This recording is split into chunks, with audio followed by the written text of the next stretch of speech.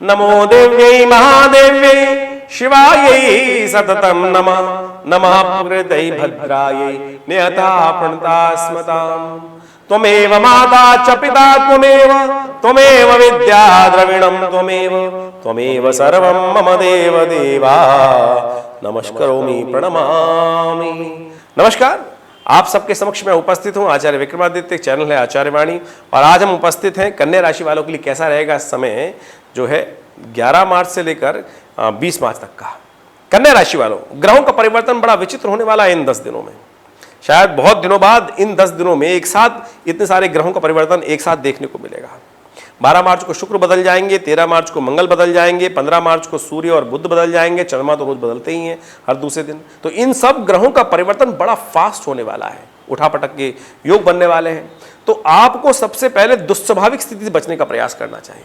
कन्या राशि दुस्वाभाविक राशि होती है, तो आप अपने डिसीजंस को बहुत विचार के साथ, बुद्धि के साथ उपयोग करते हुए काम करेंगे तो बहुत अच्छा रहेगा। वैसे बृहस्पति आपके लिए बड़े अच्छे चल रहे हैं, वो आपके लिए बड़े हर मामले में हेल्प करने वाले हैं। लेकिन एक विशेष परिवर्तन होगा, सूर्य आने वाले हैं आपके सप्तम भाव में, और वो आपको उग्र बना देंगे। थोड़ा जितने आप शीतल है ना उतने उग्र हो सकते हैं। तो उग्रता आपको कष्ट दे सकती है, कब देगी हम आपको बताने वाले हैं। सबसे पहले हम बात करें 11 तारीख की। तो 11 तारीख को चंद्रमा की जो स्थिति है, ग्रहों की स्थिति दिखाती है कि आपके मनोनुकूल कार्य होगा। चिंता ना करें, समय आपके मनोनुकूल रहेगा। आप केवल अपने स्वास्थ्य का ध्यान रखते हुए काम करेंगे तो बहुत अच्छे से आगे बढ़ने के योग बना सकते हैं। विशेष तौर पर आपको एक काम करना चाहिए, अपनी माता जी का आशीर्वाद लेते हुए काम करें, माँ भगवती दुर्गा का आशीर्वाद लेते हुए काम करें, अपनी माता जी के सानिध्य सुबह सुबह उनका आशीर्वाद लेकर आगे बढ़ने का प्रयास करें। आपकी किस्मत बढ़ सकती है। माँ भगवती दुर्गा का ओम त्रम सर्वमंगल मांगल्ये शिवे सर्वार्थ साधिके इस मंत्र का उच्चारण करते हुए, चावल का दान करते हुए काम करिए। सब जो 11 और 12 तारीख है आपके लिए बहुत अच्छी जा सकती हैं, लाभ आप ले सकते हैं। 12 तारीख को जो ग्रहों का परिवर्तन हो रहा है, शुक्र का परिवर्तन हो रहा है। शुक्र आपके जो राशि के अनुसार से अष्टम भाव में जाएंगे।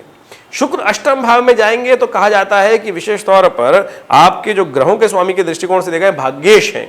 भाग्येश आपसे भाग्य के स्थान से 12वें भाव में चले जाएंगे, और आपके धनेश भी हैं, और धन के स्थान को भी देखेंगे।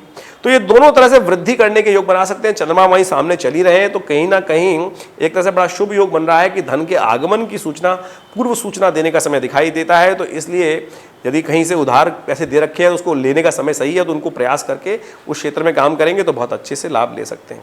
वहीं 13 मार्च की बात करें तो 13 मार्च में 2 ग्रहों का परिवर्तन होता दिखाई दे रहा है। जो वृश्चिक राशि में चंद्रमा चले जाएंगे, और साथ साथ उसके बाद यदि हम बात करें तो मंगल का परिवर्तन हो जाएगा सुबह 5:20 पर। मंगल का मिथुन राशि में परिवर्तन होगा।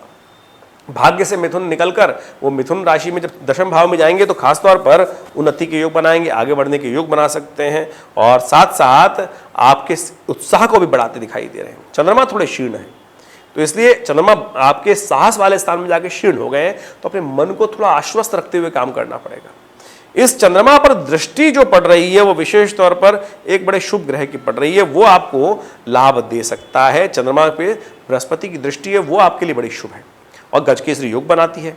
तो इसलिए आप कोशिश करें अपने माथे पर हल्दी का टीका, केसर का उपयोग करते हुए काम करें। बृहस्पति की शक्ति को थोड़ा बढ़ाने का प्रयास कीजिए। शुक्र वहां से हट चुके हैं, बृहस्पति पूर्ण दृष्टि से चंद्रमा को देख रहे हैं, तो इसलिए एंजाइटी को थोड़ा सा वो कंट्रोल कर लेंगे, चिंता ना करें। इसलिए बहुत बुद्धिमानी के साथ काम करते हुए काम करें, साहस के साथ। तो बिल्कुल आश्वस्त हों, अपने बुद्धि बल से प्रयोग करते हुए किसी अच्छे गुरुजन का सहयोग लेते हुए काम करने का आपको प्रयास करना चाहिए। आप आगे बढ़ सकते हैं और आगे उन्नति के योग बन सकते हैं। 14 तारीख को ग्रहों के दृष्टिकोण से दिखाई देता है कि उस दिन शीतला माता का पूजन करने का दिवस है, बसोड़ा है। तो विशेष तौर पर उस दिन माँ भगवती दुर्गा की आराधना करते हुए आप काम करें। माँ भगवती की आराधना करते हुए भोजन बनाया जाता है, बासा भोजन सेवन किया जाता है, माँ शीतला का पूजन किया जाता है। स्वास्थ्य के लिए बड़ा ही सुंदर शास्त्र में उपयोग बताया गया इसका। उस दिन बासा भोजन, घर में भोजन नहीं बनाया जाता, बासा भोजन कल का बनाया हुआ भोजन वो भक्षण किया जाता है। और साथ साथ माँ भगवती शीतला का पूजन करने के उपरांत घर में शुद्धिकरण के लिए, कीटनाशक दूर करने के, कीटों को दूर करने के लिए, अपने घर के कष्टों को दूर करने के लिए घर में नीम की पत्ती के द्वारा दूध को सब जगह छिड़का जाता है। ये बहुत सुंदर चीज़ है, क्योंकि ये मौसम परिवर्तन की तरफ जा रहा होता है। स्किन डिसीज, निमोनिया इत्यादि कई प्रकार की बीमारियां ग्रसित हो सकती हैं। इसलिए शीतला माता का पूजन अनादिकाल से भारतीय संस्कृति में करने का नियम है, वो बड़ा सुंदर है। 15 तारीख का दिन बड़ा विशेष रहेगा। उसमें 2 ग्रह विशेष तौर पर परिवर्तित होंगे, 2 के 3 ग्रह परिवर्तित होंगे उस दिन। सूर्य परिवर्तित होंगे सबसे पहले सुबह 6:34 पर, और वो जाएंगे मीन राशि पर, शनि से हट जाएंगे। ये एक सुंदर योग बनेगा। उसके बाद बुध भी परिवर्तित होंगे, वो 10:47 के आसपास होंगे। और उस दिन सुबह 7:30 बजे 7:33 पर चंद्रमा भी परिवर्तित हो रहे हैं, वो धनु में जाने वाले हैं। ये तीनों ग्रहों का परिवर्तन आपके लिए ओवरऑल देखा जाए तो कई प्रकार से अच्छे योग बना सकता है। सूर्य का परिवर्तन जो विशेष तौर पर है आपके छठे भाव में जाने के कारण से हम कहेंगे वो आपके लिए थोड़ा सा लाभ देने के योग दे सकता है, कष्टों को दूर कर सकता है। शनि क्योंकि वहां चल रहे थे, उनको खासतौर पर सूर्य का जो परिवर्तन है आपके लिए मीन राशि में जाने वाला, वो विशेष तौर पर बड़ा सावधान वाला रहेगा। उसमें विशेष तौर पर आप माने कि आपके जो सप्तम भाव में सूर्य जाएंगे वो आपको थोड़ा एग्रेसिव बना देंगे। ये जो एग्रेसिव जो नेचर है ये आपको कष्ट दे सकती है, इसलिए आपको इसका ध्यान रखना है। आपका स्वभाव तेज हो सकता है, गुस्सा बहुत ज्यादा आ सकता है, तो इसको ध्यान रखते हुए काम करने का प्रयास कीजिएगा। सूर्य को नित्य प्रति जल दें, नमक का दान करें, और ये उपाय करेंगे नहीं तो बृहस्पति की समस्त शुभ शक्तियां जो है वो समाप्त हो जाएंगी सूर्य के द्वारा, और बृहस्पति को अस्त भी करने वाले हैं सूर्य। तो ये बात ध्यान रखिएगा कि सूर्य जब मीन राशि में जाएंगे तो आपको थोड़ा एग्रेसिव बना देंगे, उन सबसे बचते हुए काम करना है, गुस्से में नहीं काम करना है। सूर्य का वहां जाना अननेसेसरी एग्रेसिवनेस आपके अंदर उत्पन्न कर देगा, इस बात से आपको सावधान रहते हुए काम करना है।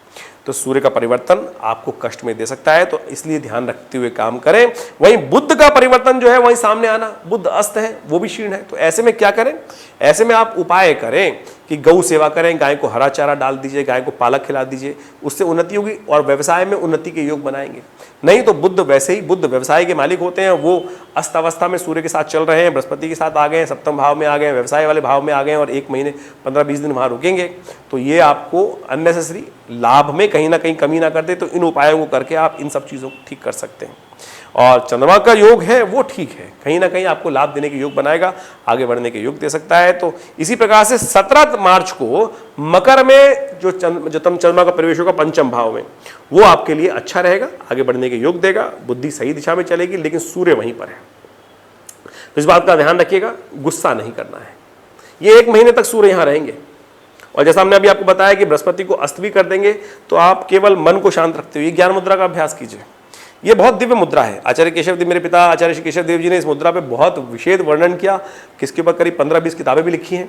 ये मन को शांत करने की चीज़ है। कई बार क्या होता है, घर में आए गुस्सा ही आए चला जा रहा है और ठीक ही नहीं हो रहा है, किसी ने चाय पूछ ली तो गुस्सा, नहीं पूछी तो गुस्सा, तो कई बार वो ग्रहजन प्रभाव है, और ऐसे में आपके अंदर हो सकता है। तो ये ज्ञान मुद्रा, थोड़ा चलते फिरते उठते बैठते चुपचाप इस मुद्रा में रहिए, देखिए आपके गुस्से को कंट्रोल करने में, नहीं तो आप सब कुछ कष्ट करने के जो बनी बनाए कार्य हैं उनको नुकसान कर देंगे। तो इस बात का ध्यान रखते हुए आपको काम करना है, क्योंकि ये आने वाले कुछ दिन तक इसी प्रकार का स्वभाव आपके साथ हो सकता है, इस बात का ध्यान रखें। 19 मार्च को चंद्रमा परिवर्तित होकर आपके छठे भाव में जाएंगे, वो आपके स्वास्थ्य पर कष्ट डालेंगे, तो ऐसे में ध्यान रखिएगा। महामृत्युंजय मंत्र का जप करें, क्योंकि उस दिन प्रदोष भी है, तो वो बड़ा श्रेष्ठ रहेगा। और 2 दिन 19 और 20 तारीख को चंद्रमा उसी राशि में रहने वाले हैं, और वो आपको स्वास्थ्य के दृष्टिकोण ध्यान रखें। ओम हं जुं स ओम भूर्भुवः स्व ओम त्र्यंबकं यजामहे सुगंधिं पुष्टिवर्धनम् उर्वारुकमिव बंधनान् मृत्योर्मुक्षीमामृतात् स्वभुवा भूवं सहजुं हों ओम। ये महामृत्युंजय मंत्र है, और कोशिश करें इस मंत्र का शुद्ध रूप से जब करें, शाम के समय भगवान शिव का अभिषेक कर लें, तो ये बहुत ज़रूरी है। स्वास्थ्य के दृष्टिकोण से आपके लिए लाभ होगा। 21 मार्च से नवरात्र आरंभ हो रहे हैं, और हमने अपने आश्रम पर बड़ा सहस्त्र चंडी महायज्ञ रखा है माँ भगवती दुर्गा के समक्ष। जो भगवती की प्रतिमा बड़ी चमत्कारी है, 500 वर्ष प्राचीन जो मूर्ति है, जो मुल्तान से 1947 में हमारे आश्रम पर पधारी, और उनके समक्ष बहुत सुंदर यज्ञ रखा गया है। आप भी उस यज्ञ में सम्मिलित हो सकते हैं अपनी मनोकामना सिद्धि के लिए। सहस्त्र चंडी महायज्ञ रहेगा। आप पूरी जानकारी के लिए हमारे नंबर्स पे व्हाट्सएप करके जानकारी प्राप्त कर सकते हैं। धन्यवाद।